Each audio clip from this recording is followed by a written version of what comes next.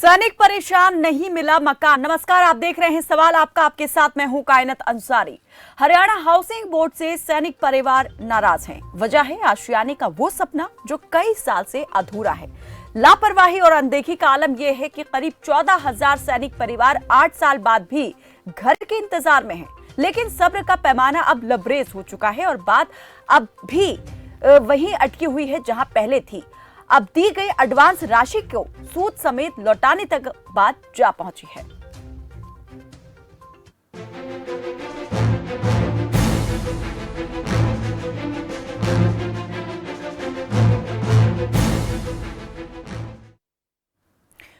हरियाणा में करीब 14,000 सैनिक परिवार उस फ्लैट के मिलने के इंतजार में हैं जिसे देने का वादा हरियाणा हाउसिंग बोर्ड ने 8 साल पहले किया था।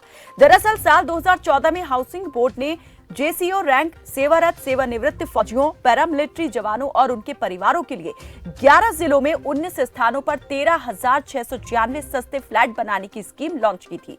17 फरवरी 2014 से 28 मार्च 2014 के बीच इस स्कीम के तहत हजारों आवेदन आए।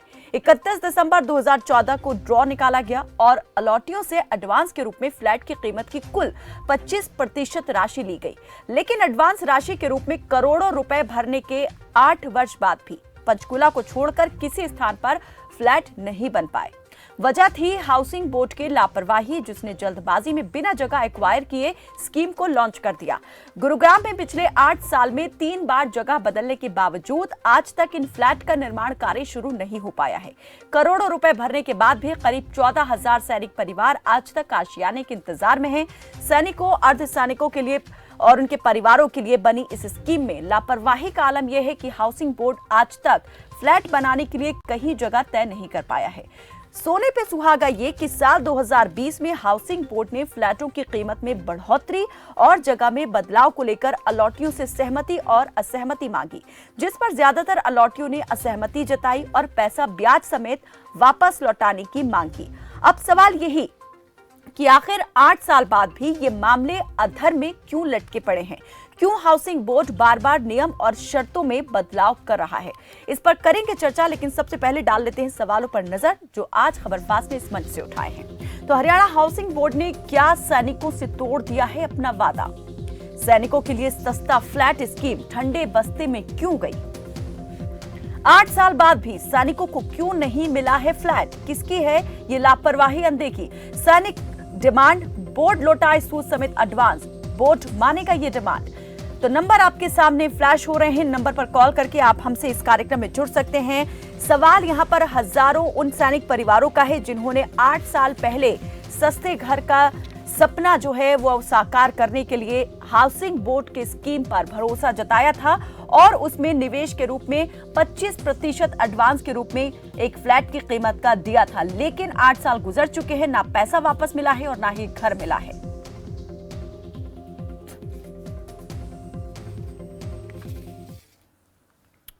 तो सवाल आपका में आप हमारे साथ जुड़ सकते हैं और इस पर बातचीत करने के लिए हमारे साथ इस वक्त जुड़ गए हैं कुलदीप वत्स, जो कि हैं प्रदेश अध्यक्ष all sector residence welfare association Haryana के। बहुत स्वागत है आपका वत्स जी, और थोड़ी ही देर में पूर्व सैनिक भी हमारे साथ जुड़ेंगे इस पर ज्यादा बातचीत करने के लिए। कुलदीप वत्स जी, आपसे हम जानना चाहेंगे कि आखिर ये जो पूरा मामला है क्यों ठंडे बस्ते में चला गया है और किस तरह की स्कीम ये लाई गई थी हाउसिंग बोर्ड की तरफ से? क्या कुछ इसमें कार्रवाई की गई? कितने फ्लैट दिए गए और अभी कितना देना जो है वो बाकी है? सबसे पहले तो नमस्कार मैम, मैं आपका धन्यवाद करता हूं खबर फास्ट का, जो आपने इतनी महत्वपूर्ण विषय उठाया, क्योंकि ये फौजियों और सैनिकों से जुड़ा बहुत ही संवेदनशील विषय है। मैं आपकी जानकारी के लिए बताना चाहता हूं कि हाउसिंग बोर्ड ने वर्ष 2014 में एक फ्लैट स्कीम लॉन्च की, जिसके अंदर 11 जिलों के 19 स्थानों पर 13,696 फ्लैट बनने थे, जिसमें टाइप ए और टाइप बी के। जो हाउसिंग बोर्ड ने आवेदन मांगे थे उसमें जेसीओ रैंक तक के जो सैनिक, पूर्व सैनिक, अर्ध बल सैनिक जैसे पैरामिलिट्री पर्सन और उनके फैमिलीज के जो मेंबर थे वो अप्लाई कर सकते थे। और वर्ष 2014 में लॉन्च हुई स्कीम में हजारों आवेदन जो है वो सैनिकों और पूर्व सैनिकों ने अप्लाई किए और 31 दिसंबर 2018 को इसका ड्रा निकाला गया और जो अलाटी इस ड्रा में सफल हुए जो भी सैनिक, पूर्व सैनिक या पैरामिलिट्री पर्सन इस ड्रा में सफल हुए, उनसे हाउसिंग बोर्ड ने 25% जो है वो फ्लैट की कीमत होती है उसकी एक एडवांस किस्त के रूप में जमा करवा ली। और एक अनुमान के अनुसार वो राशि जो है, जो 14,000 सैनिकों की अगर हम एक अनुमानित राशि को अगर कैलकुलेट करें तो वो लगभग 600 से 700 करोड़ रुपए बैठती है। और इसमें हाउसिंग बोर्ड की लापरवाही कह लीजिए या फिर क्या है, वो सिस्टम पता नहीं चल रहा कि इस स्कीम को लॉन्च होने के 8 साल बाद भी केवल पंचकुला में फ्लैट जो है वो आवंटित हुए हैं अलाटियों को। उसके बाद कहीं पर तो इसके निर्माण कार्य चल रहे हैं, कहीं पर इसके लिए जगह एक्वायर नहीं की गई, और जबकि रोहतक, सांपला आदि कुछ जगहों पर जगह नहीं मिलने से इसको स्कीम को ही रद्द कर दिया गया। कुलदीप जी, ये हम आपसे जानना चाहेंगे, जो फ्लैट की कीमत थी वो यहाँ पर कुल कितनी रखी गई थी, जो सस्ता फ्लैट दिया जा रहा था बोर्ड की तरफ से, और कितनी राशि जो है एडवांस के रूप में ली गई थी? 25% तो लिया गया था कुल टोटल कीमत का, जो फ्लैट की कीमत थी, लेकिन कितनी अदायगी जो है एक व्यक्ति की तरफ से अगर देखा जाए तो वो की गई? देखो, इसमें ऐसा मैम, जैसे मैं बतौर एग्जांपल आपको गुरुग्राम की बताता हूँ कि गुरुग्राम में जो टाइप ए के फ्लैट थे उनकी 24,60,000 रुपए कीमत रखी गई थी, और टाइप बी की थी 20,60,000 रुपए। अगर हम गुरुग्राम टाइप ए की बात करें तो 24,60,000 में से लगभग 5.5 लाख रुपए पर अलॉटी ने इसमें पे किया था हाउसिंग बोर्ड को। तो इसकी अगर अनुमानित, जैसे अलग अलग है, भवानी खेड़ा में 16 लाख थी, फरीदाबाद में 21 लाख थी, और पंचकुला में 22 लाख थी। ये लोकेशन के हिसाब से इन्होंने रेट डिसाइड किए थे।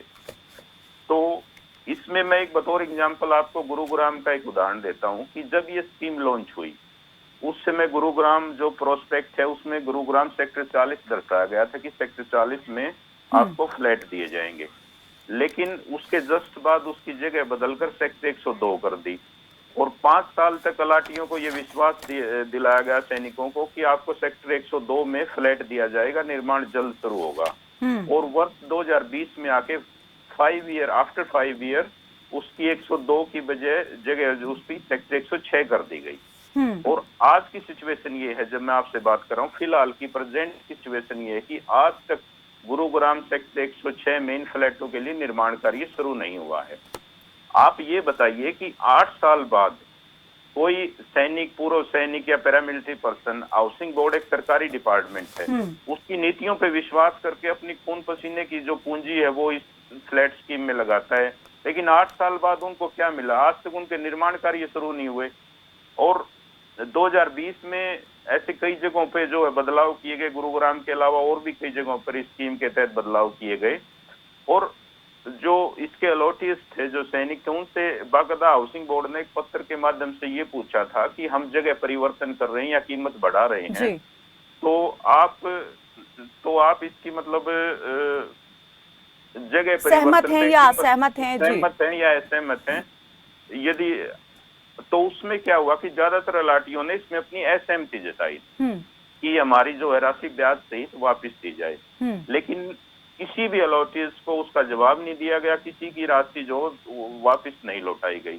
आज बतौर स्टेट प्रेसिडेंट सेक्टर एसोसिएशन के मेरे पास सैकड़ों सैनिकों, पूर्व सैनिकों के फोन आते हैं कि सर क्या होगा, हमारे पैसे वापस मिलेंगे या नहीं मिलेंगे। आज तक की एक डिमांड है कि अगर ये स्कीम सिरे नहीं चढ़ती है तो हाउसिंग बोर्ड उन सभी सैनिकों और पूर्व सैनिकों की राशि ब्याज समेत वापस करे। चलिए, इसी बीच हमारे साथ कुलदीप जी, कर्नल संतपाल भी जुड़ चुके हैं, पूर्व सैनिक हैं, और आपसे भी हम बातचीत इस पर करेंगे। बहुत स्वागत है आपका कर्नल हमारे साथ इस बातचीत में जुड़ने के लिए, संतपाल जी। और एक दर्शक भी हमारे साथ जुड़े हुए हैं, नीरज जगाधरी से जुड़े हैं। नीरज, स्वागत है आपका, रखें अपनी बात। चलिए, लगता है हमारा संपर्क जो है टूट गया है। मेजर जनरल माफ कीजिएगा, कर्नल संतपाल हमारे साथ जुड़े हुए हैं। सर, आपसे मैं ये जानना चाहूंगी कि इस मामले को लेकर क्या आपकी संबंधित विभाग से बातचीत हो पाई है? उनकी तरफ से क्या जवाब दिया गया है? कितनी मर्तबा आपने उनसे संपर्क जो है इस मामले को लेकर किया है, और क्या जवाब उनकी तरफ से मिला है हाउसिंग बोर्ड की तरफ से? जी देखिए, मैं डायरेक्ट टच में नहीं हूँ जी, बट मैं ये कहना चाहता हूँ आपके चैनल के माध्यम से कि अगर पूर्व सैनिक एक देश के लिए एक जज्बा, जुनून, अपनी पूरी जिंदगी दे देता है, और एक संत के तौर पे, साधु संत के तौर पे अपने आप को जीवन के अंदर वो जीवन व्यतीत करता है, जंगलों में करता है, शेलिंग हो रही है, -50 में रहता है और +50 में जैसलमेर जैसे एरिया में जिसमें हाईएस्ट वो है, इस तरह की वो सर्विस देता है और उसके दिमाग में वहां पे सिर्फ एक देश का जुनून होता है, जो मोटिवेशन उसके सेक्शन कमांडर से लेके और chief of the army staff तक मोटिवेट करते हैं। गवर्नमेंट्स को बड़ा सेंसिटिव होना चाहिए, उनको समय पे छुट्टी नहीं मिलती। मैं आपको बात बताऊं कि जब श्रीलंका में सैनिक थे 2-2, 2.5 साल तक उनको जो है छुट्टियां नहीं मिली। कारण ये था कि ऑपरेशन में थे, आना जाना था, साइचिन में भी रहते हैं तो काफी मतलब तकलीफ होती है। जब उनका रिटायरमेंट का भी टाइम होता है तो ऐसा कोई प्रोविजन नहीं होता कि घर से वो बना लें या ऐसा कर लें। और आज सबका एक सैनिक का वो है कि हम अपने बच्चों को अच्छी शिक्षा दे रहे हैं, या 15 साल के बाद आते हैं या बाद में आते हैं, शहर में रहे। और एक थोड़ा सा गवर्नमेंट का एक जेस्चर होना चाहिए कि उनको आउट ऑफ द वे, आप ये देखें जो पुरानी भी गवर्नमेंट रही है, उन्होंने अलॉटमेंट ऑफ प्लॉट्स वगैरह दिया, उनको सेक्टर्स काटे हुए हैं। तो मैं गवर्नमेंट से ये अनुरोध करता हूँ आपके माध्यम से कि हाउसिंग बोर्ड को डायरेक्शन दे और एक विशेष अभियान चला के सैनिकों को, पूर्व सैनिकों को इसकी जो है लिविंग की एक व्यवस्था बनाए। बिकॉज सैनिक की जी संतपाल जी हम आएंगे इस पर, आगे बातचीत आपसे करेंगे। एक दर्शक हमारे साथ रोहतक से जुड़े हैं, रणवीर। रणवीर, स्वागत है आपका, रखें अपनी बात। कायनाथ जी नमस्कार। जी नमस्ते। कायनाथ जी, मैं भी एक भूतपूर्व सैनिक हूँ। 9 जनवरी 29 जनवरी 2015 को मैंने बैंक का जो था वो क्लियर किया था। उसके बाद में मैंने जी जनवरी मई ये है 9/5/2015 को 9/3/2015 को मैंने इसका 25% दे दिया पंचकूला के लिए। लेकिन टाइप 1 का मेरा फ्लैट था, लेकिन आज तक मेरे को फ्लैट नहीं मिला है। यानी कि आप भी इस स्कीम के भुक्तभोगी हैं, हाउसिंग बोर्ड की जो स्कीम थी, सस्ता फ्लैट स्कीम। हाउसिंग बोर्ड के क्या जी, सरकार आपने भी आवेदन किया था और आप भी एक अलॉटी में से एक हैं। हाँ जी, 2015 से देख लीजिए आप, 2015 में 9/3/2015 को फ्लैट का 25% पैसा दे चुके हैं और आज तक सरकार उस पर कुंडली मारे बैठी है। और हमारे मोदी जी वर्दी पहनकर बॉर्डर पर जाकर खड़े होते हैं, प्रमाणित ऐसे जुमलेबाज प्रधानमंत्री को। रणवीर जी, इसमें आप किसकी मतलब मानते हैं कि लापरवाही रही है? हाउसिंग बोर्ड अधिकारियों की लापरवाही है? सरकार है ये, किसी की भी नहीं, लूटखोर कर रखी है बिल्कुल ही सरकार ने। गांव को देख लीजिए, गांव को बर्बाद कर दिया है, न पीने का पानी है, न बिजली है, कुछ भी नहीं कहीं भी। और ये कहते हैं हर घर हर नल हर जल, जय जवान जय किसान। शर्म आनी चाहिए ऐसे प्रधानमंत्री और ऐसे मुख्यमंत्रियों को। इन्होंने सिर्फ अपने घरों का विकास करने में लगे हुए हैं। रणवीर जी, इस मामले में अभी तक आखिरी बार जो है क्या बातचीत आपकी हो पाई थी हाउसिंग बोर्ड से? खुद गया था अभी ओपनिंग के लिए पीछे 3-4 महीने पहले, अभी आपका ड्रा निकाला जाएगा, मेरे को कॉल आया था, मैं गया। लेकिन वहां जाने के बाद कुल 66 फ्लैटों के ड्रा दिए गए। अभी बोलते हैं आगे बढ़ेंगे तब देंगे। मैं बार बार फोन करता हूँ एक्शन के साहब के पास में, पहली बात तो फोन ही नहीं उठाते हैं तो बोलते हैं भाई अभी कुछ नहीं है। ये है, यानी अभी तक ये साफ नहीं हो पाया है। जी, दमदमा साहब को बोला था कि ये समस्या, उन्होंने बोला कि मेरे को अपना नंबर, मेरा नंबर लेना। शमशेर जी से मैंने नंबर लेकर दमदमा साहब को पूरे डॉक्यूमेंट व्हाट्सएप किए, तो वो बोलते मैंने चेयरमैन को व्हाट्सएप कर दिया। तो चेयरमैन को करने से क्या फायदा हो गया? हम धक्के खा कर बिल्कुल छक लिए, तंग आ गए हैं। और रणवीर जी, कितनी राशि आपकी तरफ से जो है वो दी गई थी हाउसिंग बोर्ड को? मैंने दे रखे हैं जी 3,41,000 रुपए का एक चेक है और बैंक का क्लियरेंस है जी। ये मैंने पैसे दिए हुए जी।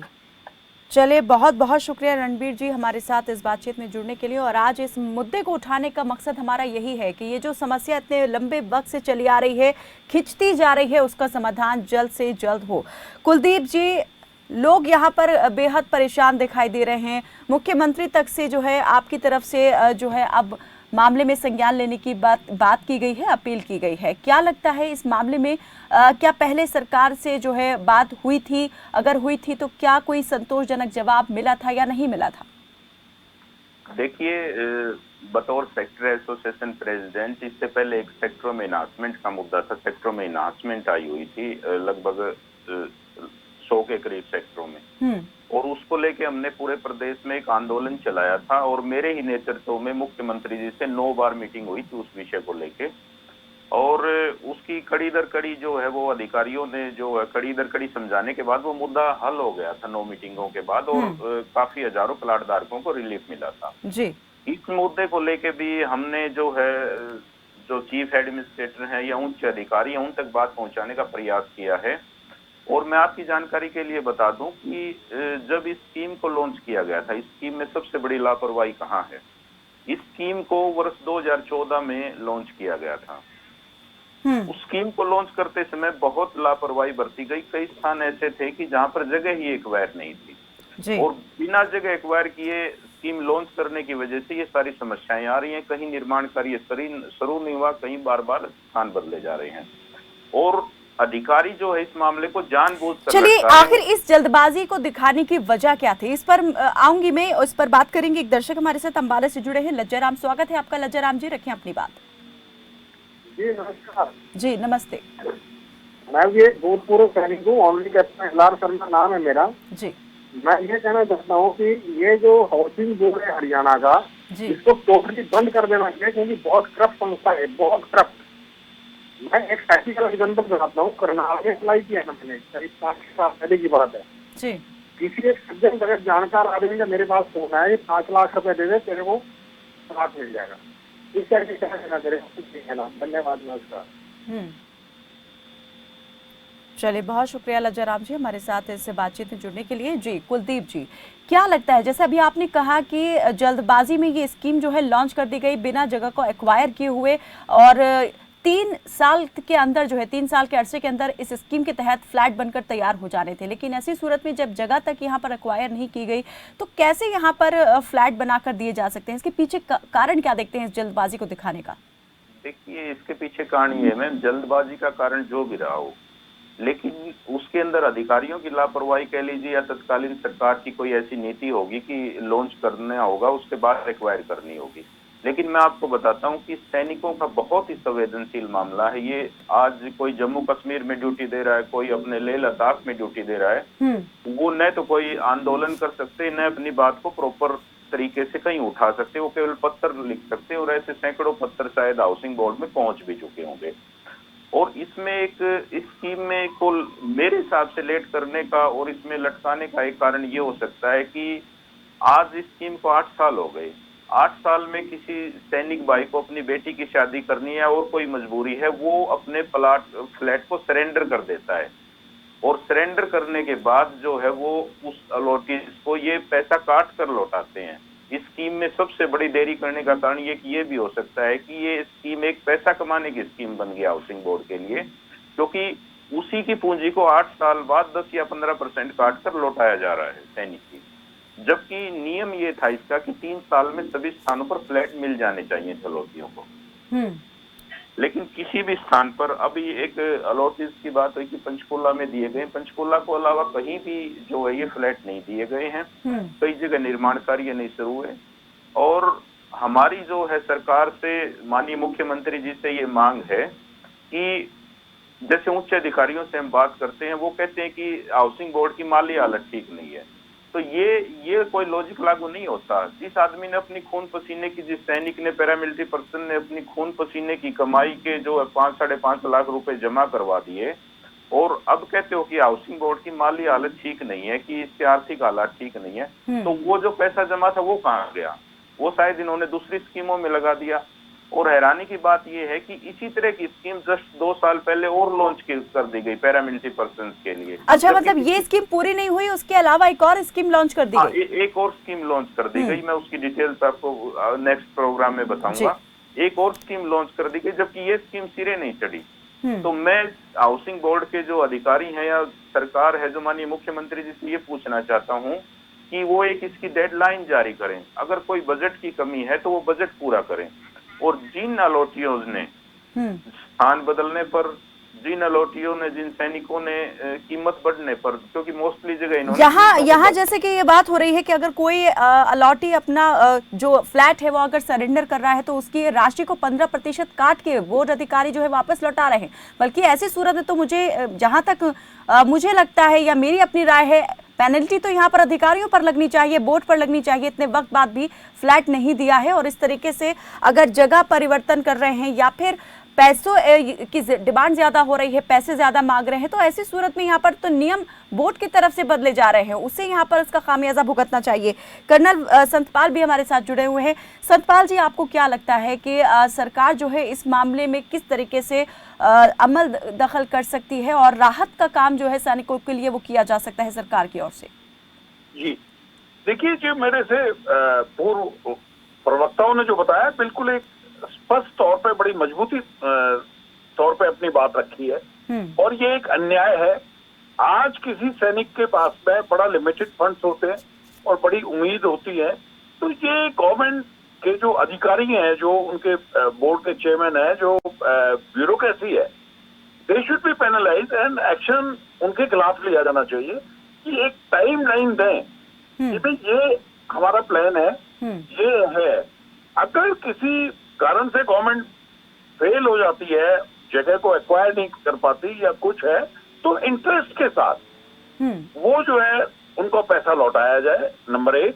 नंबर 2, अगर गवर्नमेंट को बनाना है तो उनको क्लियर कट ये बताना चाहिए कि ये हमारा रोड मैप है और इस पे हम इसको हैंड ओवर करना चाहिए। और जिन अधिकारियों ने गलती की उनके अगेंस्ट में अनुशासन एक्शन लेना चाहिए। हर IAS ऑफिसर, हम भी आर्मी में रहे हैं, हम भी इक्वलेंट रहे हैं, हम भी रहे हैं, हमारे अगेंस्ट में तो हमारे सीनियर जो है एकदम एक्शन ले रही है, आपने ये क्या किया, तो उनकी भी कहीं ना कहीं अकाउंटेबिलिटी बनती है, उनके अगेंस्ट में एक्शन लिया जाए। और मैं तो यहाँ तक कहूंगा कि उनको डिसिप्लिन एक्शन लिया जाए।